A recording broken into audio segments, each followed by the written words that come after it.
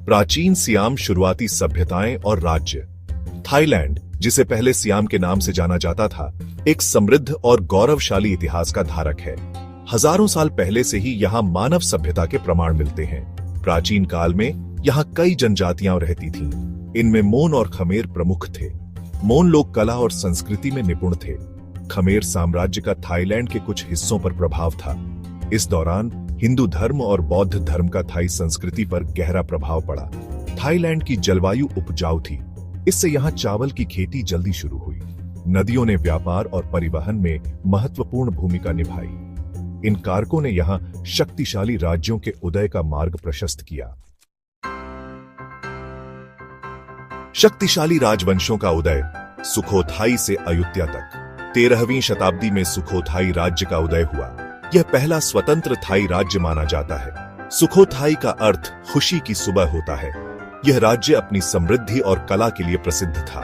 Sukhothai के बाद Ayutthaya राज्य का उदय हुआ। अयुत्या एक शक्तिशाली साम्राज्य बन गया। इसने कई पड़ोसी राज्यों को अपने अधीन कर लिया। अयुत्या में कला, संस्कृति और व्यापार का विकास हुआ।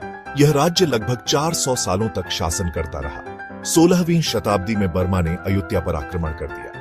यह एक भयानक युद्ध था। अयुत्या का पतन हो गया।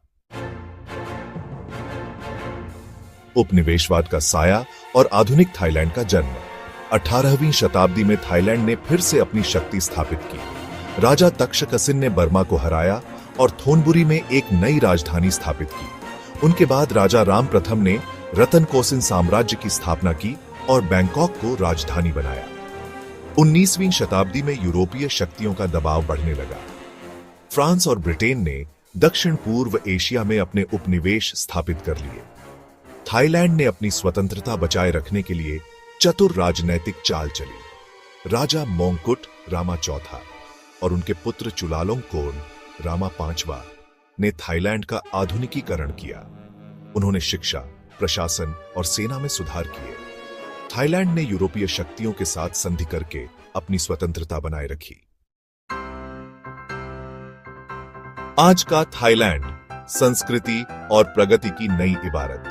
20वीं शताब्दी में थाईलैंड में राजशाही का अंत हुआ और एक संवैधानिक राजतंत्र की स्थापना हुई। थाईलैंड ने द्वितीय विश्व युद्ध में भाग लिया और युद्ध के बाद तेजी से आर्थिक विकास किया। आज थाईलैंड एक प्रमुख पर्यटन स्थल है और दक्षिण पूर्व एशिया की एक मजबूत अर्थव्यवस्था है।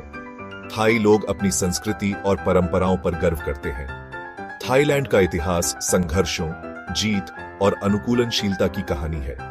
यह एक ऐसे राष्ट्र की कहानी है जो अपनी विरासत पर गर्व करता है और भविष्य की ओर देखता है।